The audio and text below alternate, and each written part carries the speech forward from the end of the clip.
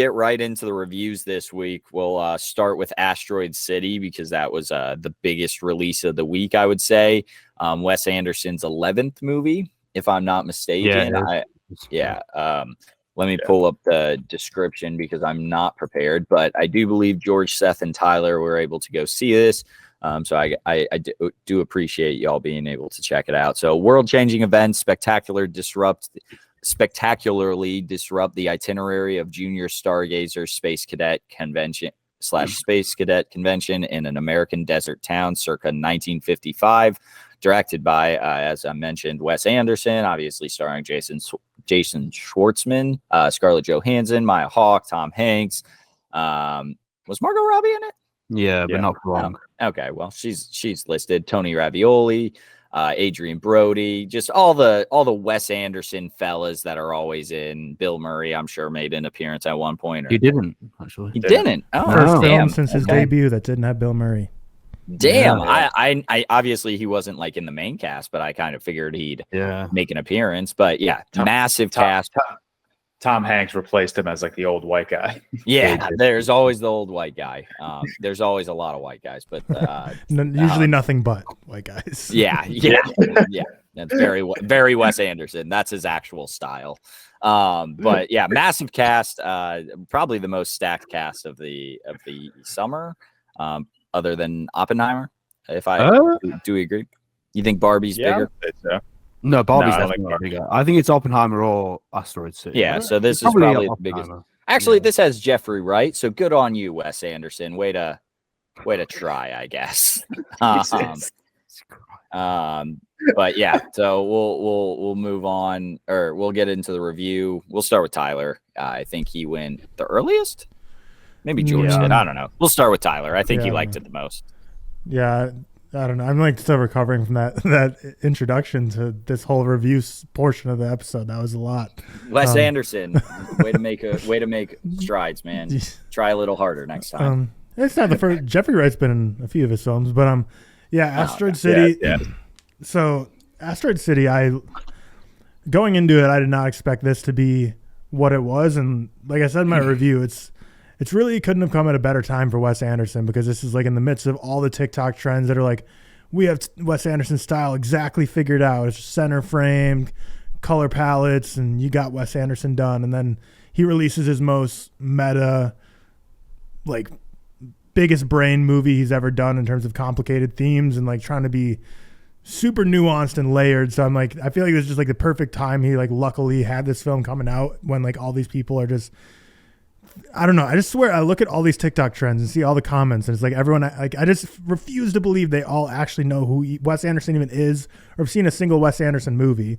Just because he is like still at the end of the day, he's a very popular director, but he's still like niche. Like he's not a box office blowout kind of guy. He like had a couple in the early 2010s, but he's never lightened up the box office. So I feel like there's so many people who still don't know who he is that do all these trends.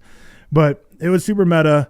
Tackles so many different things. Like stylistically, it's him on hyperdrive. Like this is like super Wes Anderson. Like you got obviously the color palettes. You got the same old style we know and love with the way he frames and pans the camera. But beyond that, just with having like the play inside of a movie, with having the cue cards that like say what scene is about to be. Like it just felt like super Wes Anderson-y, and which I personally enjoy. I think it's like creative. It's different. Some people don't enjoy it. It's perfectly fine. I can see why it wouldn't be everyone's cup of tea. But I don't know. I feel like this just looked at so many different things. We'll talk more once we get into like spoilers, I guess, or whatever. But so I'll just kind of leave it there. Like, I feel like he just tackled so many different themes in such a creative and interesting way.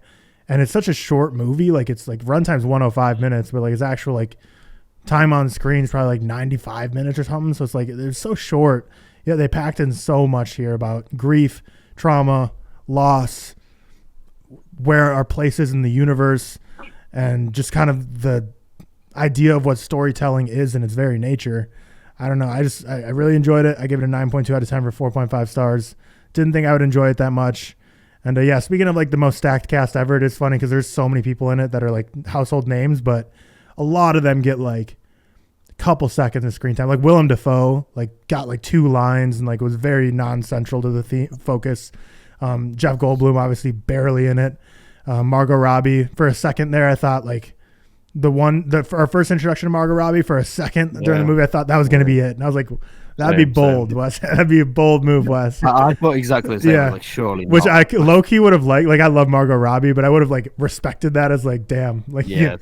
because everyone was always like, why is Margot Robbie last? And it's like, and Margot Robbie. I'm like, damn, if he really just... And she wasn't in the trailer or anything like that. Right. Because, yeah. But I'll save stuff for when we get, like, into, like, the more spoiler section, which it's not really, like, a super spoilery movie, but I'll leave it there and let the other boys speak. So I really enjoyed it.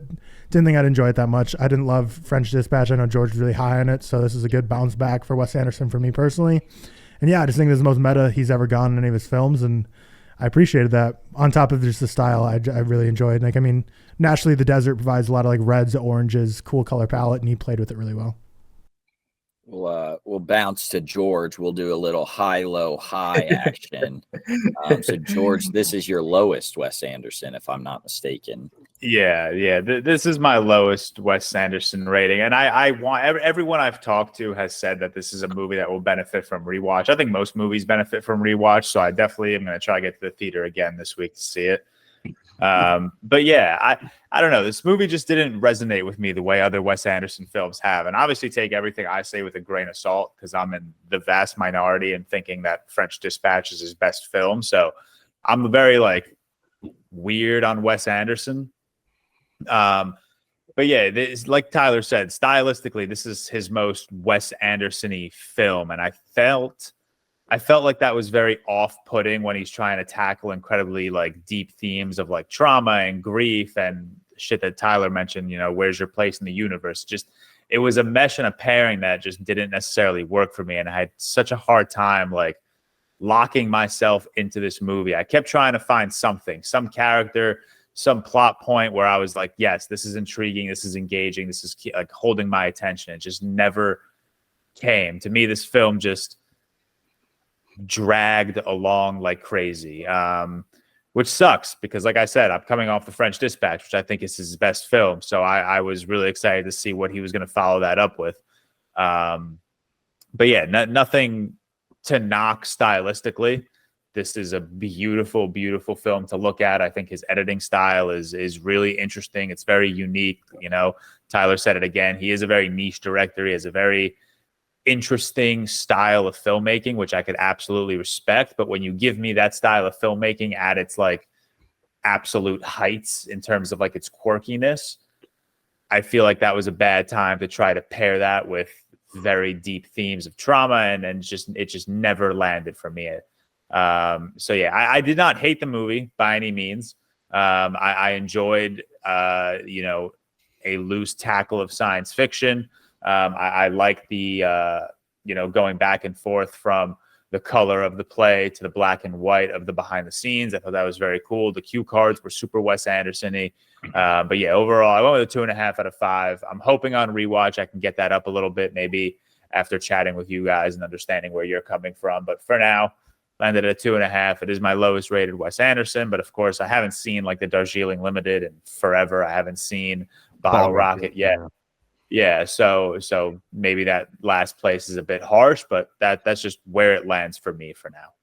And I did just want to fact check myself real quick on the box office thing for Wes Anderson. So Grand Budapest Hotel is by far his biggest movie at $173 million, but everything else is like 40 to 60. So yeah, like in general, I'd say he's a niche big director, I guess. So he's like in that big director, huge fan base. Right. Yeah, he's in that like big director tier, but like at the most niche level, I feel like. Yeah, so he's making flash money. Perfect. Seth, you're up. Flash dig.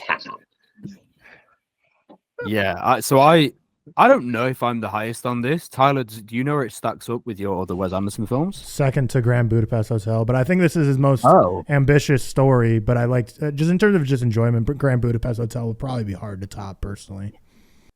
Yeah, so I'm exactly the same as Tyler. Then this is second in my Wes Anderson. I actually went through and finished his filmography this week, and I think Wes Anderson's such an interesting director where everyone has a different list. Like George, for example, French Dispatch is his favorite. Me and Tyler, French Dispatch is my second to least favorite. Bottle Rocket being my least. I think it's least favorite for Tyler, maybe. I don't have that one rated. I don't know where it stacks up. A lot of Wes Anderson I watched pre-2021, so I don't have it like on Letterboxd. What, French Dispatch? French Dispatch I have low. I thought you were talking about Bottle Rocket for a second, where I have that. No, I mean French Dispatch I have like a 2.5. I just didn't care for it. So I think like me and you and George, like you said, we have different viewpoints on Wes Anderson, which, like you said, I think everyone kind of does. Yeah. So I think this is very much this is like I said in my review, this is Wes Anderson doing his best Wes Anderson. It's not going to convert anyone who isn't into his style already. But Wes Anderson fans, particularly like myself, who do enjoy all his movies, I think most of us will enjoy it. I think it's arguably his most profound work yet, in my opinion. I think my issue with previous films is the French Dispatch particularly, it lacked the emotional weight, and I think this one carried so much. It put me into a feeling of overwhelming sense of kind of wonderment and being in awe at the production and also the characters, particularly Jason Schwartzman and Scarlett Johansson's character. I actually think Scarlett Johansson, it's her best performance I've seen her give. I haven't seen Marriage Story though. I haven't seen Marriage Story, so I take that into consideration. I know people love her in that. Have you seen Iron Man 2? I have seen Iron Man 2. I have seen. She was pretty peak in that, guys. Pretty damn good.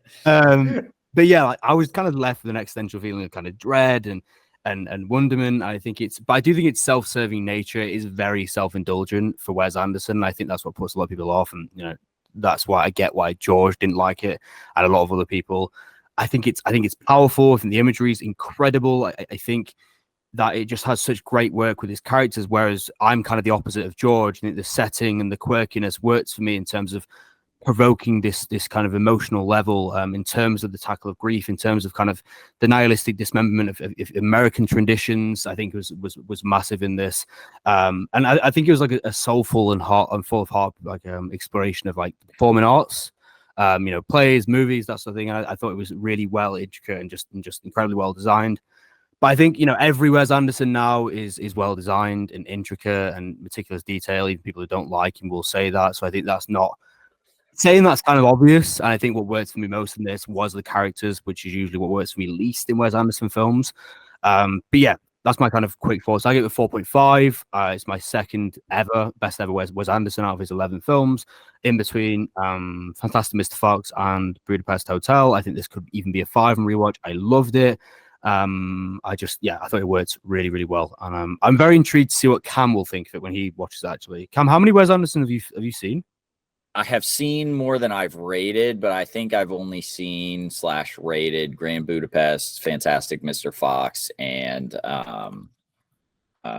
maybe French Dispatch. French Dispatch and Moonrise Kingdom. Do I have Isle of Dogs? I don't think I have Isle of Dogs rated. I think I saw it a long time ago, but not. Because I'd be intrigued to see where you stand on. Not enough to remember it. Yeah, I'm not a huge Wes Anderson guy. I've just never tried to get into his filmography too much. I definitely will. Until this week. Yeah, I think you said you finished it up. But I like I fucking love the Grand Budapest Hotel. And then I just like the other ones that I love Fantastic Mr. Fox. I like Moonrise Kingdom and French Dispatch. But I'll try to get into his filmography sometime. I guess I've only rated Grand Budapest and Fantastic Mr. Fox, but I remember liking Moonrise Kingdom and French Dispatch. I'll get into it eventually, especially if I'm going to watch this and then try to compare it to the others. I'll watch the rest of his filmography. I looked it up on Letterboxd, his filmography, and this person's list has Life Aquatic at number 1. Broker woke. Don't people hate that movie? That is, people don't hate it. It's one of my lower rated. I thought that was lower rated. I think it's just like Seth said. Literally everyone can have different rankings and stuff. Yeah, that's fair. So should we jump into spoilers or whatever? Yeah, get into spoilers. Yeah. I don't care if you really spoil this kind of movie for me. I feel like it's. I don't even think there's much to spoil. I'll go do laundry. Y'all take your time. I'll come back in 2 seconds. So you do your thing. One thing before we even get into spoilers about Wes Anderson movies, his dry humor is so hit or miss for me from movie to movie, which is crazy because it's the same style of humor every single film, but it just depends on the jokes and how they land for me. I swear to God, I was the only person in my theater that did not laugh once. I didn't break a smile. I was the opposite. I was probably the only one who laughed in mine. Bro, mean, even like the French Dispatch made me laugh. The dry Wes Anderson humor has always like worked for me. Some movies more than others, but for some reason, Asteroid City, I just wasn't finding any of it particularly funny. Like I wasn't laughing. No. Oh wow. Which also that threw me off because I think Josiah's Letterboxd review was Steve Carell carried, and I'm like, no, he did not. I think that's just the Steve Carell like because he's got to be. It's Steve Carell, isn't it? Everyone likes him. It's one of those kind of thing. I don't know. I didn't find it personally. I didn't find it funny. My whole theater didn't laugh, but then I saw a lot of reviews online that said like my theater was hysterical. So I agree. Like, I didn't personally find it funny, but I still really liked it. It wasn't his funniest film by far. I don't know. Yeah, I don't think my lack it wasn't like funny. Yeah, I don't think my lack of laughter like held back the rating that much. Like I knew that wasn't the point. Like no, not with this film. Definitely with this film. It's not a comedy. Like I don't go in expecting to laugh, but like there were some like jokes that would just landed and people were like dying, and I was like, that's just not that. Yeah, funny. that does surprise. I had a few chuckles at the Steve Carell bits. I just find him generally quite funny, and some of the dry humor does work for me. But I think this was more personal, more intimate. I don't think it's very much a comedy per se, and it's not something where if you don't laugh, it's going to bring that rating down directly for you. I think that'd be kind of weird if you went into it and you were like, "Oh, I rated it low because I didn't laugh." Well, not many. I don't think many people laughed at this. You know what I mean? I had comments on my review saying it's Wes's funniest film yet, which is fine if you think that. Obviously, whatever. I think it was funny. I had a few chuckles, but I think Wes has done a lot more, which have leaned into the comedy. I think this very much leaned into more of the grief and traditions, etc. I don't think it was particularly comedy orientated most of the time. I think he just, because of his dialogue and the cast more than anything, you've got Steve Carell who has a certain delivery, especially with his films, and I think it inherently has comedic moments, but it wasn't a comedy film. Do you know what I mean? It wasn't like something you're gonna howl at the whole time. Well, I didn't. Like neither was the French Dispatch, but like that still made me chuckle. Like that had so many like quick one-liners. Like Timothée Chalamet was giving quips, Frances McDormand was dropping lines that were just making me cry. Yeah, maybe not cry, but laugh. I think I'd say French Dispatch was probably, especially with Timothée Chalamet's character, lead more into the comedy because he had a lot of like kind of one-liners. I liked his character a lot, and I was just a quirky guy, but this is like all of his character writing really. But yeah, I found it funny, just not a laugh out loud consistently. I was more sad, to be honest, when I left. Like it really did put me in this existential feeling of just like crisis, and it really, really saddened me at points, which I think is what Wes Anderson is so successful at. I think the most impressive thing for me is I'd usually be in George's position where he does rely on the quirkiness quite a lot because it's a Wes Anderson film, especially with this. This is a very Wes Anderson film. But I think for me, one of the biggest accomplishments I take from it is he manages to balance that and still have me emotionally impacted as well. Because for any director, that's a really hard thing to do. If you've got that amount of quirkiness, that amount of dry humor at points to actually, revoke an emotional impact out of your viewer, I think that's like a massive accomplishment in general. And it worked for me. I know it didn't work for you, George, and a lot of people, to be fair. But I think that's what separates me and you two's viewing experience. Like, I just didn't care for the emotional aspect of this film. Like the characters, there was just, I don't know, and maybe I watched the film incorrectly, but there was very little substance. I don't think you watched it incorrectly. I just think it's just different viewpoints. It's like me with French Dispatch. I'm exactly. There was just very little in this movie for me to like really latch onto and be emotionally connected to or invested to, and that's what like threw me off. Like obviously, like I said, there's nothing knocking this movie in terms of like style. Like I love the way Wes Anderson shoots his films and edits his films. It was the substance aspect of it. And I hate being that guy to say style over substance because I know that this movie is thematically rich. Just none of those themes landed with me. None of those themes resonated with me the way maybe, something like a Fantastic Mr. Fox or an Isle of Dogs have resonated with me over the years. Yeah, that's fair. For me, the main takeaway I got from this movie, like especially with how fragmented it was with the cue cards every 7 minutes or so with like a new act, new scene, is that I just really got like this. The takeaway of this is just humans telling stories to kind of try and process things that aren't able to really be processed. And the biggest thing I got from that was Brainiac and like the fellow stargazers, how like they go around the circle like naming things, and you see they've been doing it for like hours, and like they're so smart, they'll never lose that game. They can figure out like any math equation, they can invent any crazy thing. But when like the aliens come, like they realize that they really don't know anything, and that there's just a vast uncertainty and unknown in the universe, and even them that are like the smartest people on the planet still realize they're just such a small piece of the puzzle and aren't able to have answers for everything. And then like the stories are like, because like Augie and Midge, played by Scarlett Johansson and Jason Schwartzman, clearly Jason Schwartzman's dealing with grief and loss. Like he lost his wife, doesn't know how to tell his kids, doesn't really know how to put it behind him, how he should move forward. And then Midge is clearly dealing with some like heavy trauma with like her character, and like she's like, oh, and she always says like, oh, I'm trying to get into character, or like put on this makeup that looks like she got beat, and like clearly she's like processing some stuff with that. And then when you peel back the layer, and you like Jason Schwartzman's like play character, who then goes talk to Margot Robbie, who played his wife, and then they're talking about grief and loss there too. So I just feel like there's just so many different ways Wes Anderson used stories, whether it was the play within the movie, or when you peel it back and go behind the scenes of the play. It's just all these different characters, all these different side stories that all tackle so many things, that kind of the overarching answer is just like there is really no answer, and there's no justification for so many things in life, and how to process it all. And then obviously the powerful ending, which it was powerful, but I forgot what the quote was. Where it was like, you can't fall asleep unless you're awake, or you can't stay awake unless you fall asleep. And then they just repeat that over and over. I was like, damn, this is getting like cult-like at the end here. And just the whole galaxy and the outer space. Like when they're putting stuff on the moon, it's like, why would you put a star on the moon? And it's like, why would you do any, like, it's just, this whole movie is just about how like there is no answer. Things don't have to make sense, and that's okay. And it's kind of the point of the movie for me. That's kind of the takeaway I got. But yeah, I don't know. I can totally see why this isn't for everyone. Like I think this is one of Wes's least accessible films, which is why I'm like, it might be at least like his least, right. Yeah. So it's definitely down there in terms of accessibility. So I'm like really interested to see like next week, or as the weeks go on, what the audience score ends up being. Cause like all these TikTokers who just heard of him for the first time, like all the people who just, like, not movie talkers, but people who just saw the trends, are they going to go see this? I feel like this is one that if they do go see this, they're going to hate it. So interesting. I think this could be his lowest average rated film on Letterboxd. I genuinely think it could be that. I think it's like Tyler said, at least accessible. You're watching, I don't think we got into this, but this is how much there's to it. And go back to what George said. I think this will require multiple watchings. We're watching Bryan Cranston, obviously, who is hosting a TV special talking about Asteroid City, which is a fake play, and then looking behind the meanings of the makings of the play.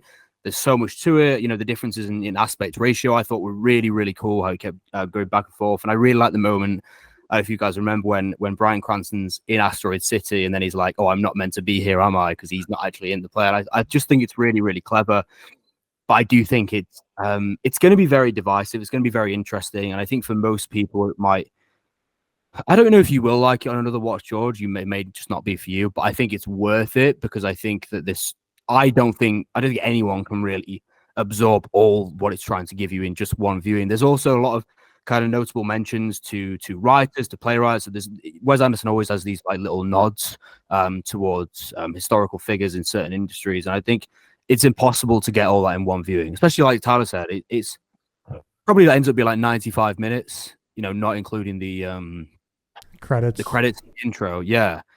And I think that it tackles so much in that period, it's going to be impossible to absorb all that. But I'm very interested to see where this goes with ratings. I actually checked before this. Bottle Rocket is like a 3.5, which was his debut, his lowest rated one. I think it could be around that mark, because I think this will be like the most divisive Wes Anderson today, because he leans so heavily into his style, and it's not very accessible. Can you imagine if this was someone's first Wes Anderson film and they went into this? You'd be like, what the fuck? Like, I probably wouldn't like this nearly as much if this was my first Wes Anderson film. And I think it benefited me that I watched all of his films this week, so it's kind of fresh in mind. Not all of them. I had like 6 to watch, and I watched all 6 this week. So I had his style. It was fresh. It was there, and I was enjoying it. And I think that benefits my watch. Yeah, very, very intrigued to see kind of what the overall reaction will be like in a couple of weeks, I'd say. Yeah, I definitely need a rewatch, because there's so much I still don't understand. Like, I don't understand like when the alien came down, they just grabbed the meteor just to like inventory it and put it back. Didn't really catch like what that was supposed to mean. the alien, man. That was so fun. Did you not laugh at that? I found that really funny. When he comes down and he's like, I loved the alien design of Wes Anderson film, man. Well, so like that's what's funny because we talked about Margot Robbie. Like for our first introduction to her is just like she's basically Jason Schwartzman's wife who dies, and we just see like a picture of her because he's a photographer. And for like a long chunk of the movie, I thought that was gonna be all we saw of Margot Robbie. I was like, damn. Same thing for Jeff Goldblum as the alien. I thought we wouldn't even see his face. I thought it was just gonna be like he's the guy in the suit. We will never see him because it was trending that way because like Willem Dafoe's in this cast, but he gets like 2 lines. So I was like, oh, okay. I mean, which makes sense. This movie's like 95 minutes. And there's like 30 people that are like household names, almost actors. Like they're not all gonna get like a lot of screen time, but. And then there's obviously Adrian Brody, who was the director of the play, and we see a lot of monologues with him, which I thought were great. I realized those sequences where he's talking to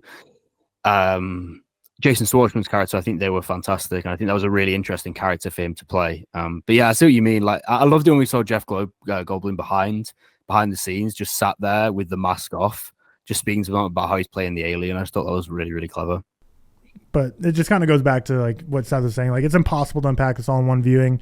Like I said, I pulled a lot from this, but still no, there's so many portions of this movie that just went completely over my head that I just did not understand. I don't know, like I get it was the point for like the 3 daughters to be chaotic, and I don't know if there's a sound editing issue or this is just like on purpose, but every time they like screamed, it was like 10 times louder than any of the other audio in the movie. Maybe it's because I was like in the front row and like in the middle of the theater, so the speakers would focus on me. But every time that like his 3 daughters like all like screamed in unison, like it shattered my ears. Like, fuck, there's like 10 times louder than any of the other dialogue. I don't think I noticed that, to be fair. Yeah, I think it might have just been just my theater, like where I was sitting, because like it was always so much louder than everything else, and it like pained me. But yeah, there's so much that just went over my head. Screaming, to be honest. Right, and like it was meant to be chaotic. Like they would all 3 always be like screaming at once, and yeah, that's yeah. But yeah, I don't know. Like I really do need to rewatch it. It's not a movie I want to immediately rewatch. I think it's like whenever it comes out on streaming or whenever it's like not in theaters. It's not one like I'm going to go to the theaters the next week and rewatch it. I might sit on it. Go to it again, I think. Are you going to bring Anna to it? No, she fucking hates it. Anna watched, she's only seen 1, and that was Grand Budapest Hotel, and she gave that like a 2-star. She gave that a 2-star, which is arguably one of his most successful and enjoyable works. I think she would despise this. She's not like a Wes Anderson person at all. It's a very unique style. I think some people do really, really dislike him as the director, and she's one of those people. So I think I'll try and go on my own. I might take my mom or something. I might try to go on my own next week again, because I do want to see this again. I think this could be a strong contender for my. I don't think we've mentioned this actually, especially me and Tyler. I think this right now sits second in my films this year. I haven't watched that many, bear in mind. I think I've watched like 20, 25, somewhere around there. But I think if I had another watch, I think this could go first. I really, really enjoyed it. Where does it sit for you at the minute, Tyler? I think it's 4th. Oh, okay, so it's high. I'll have it in 2 seconds. Yeah, it is 4th out of 127. So very high praise for me. Where's it for yours, George? Like last? No, it's 24. There's been a lot of shit this year in terms of films. It's definitely not near that. It's no Skinamarink. I think it's a lot worse than that, George.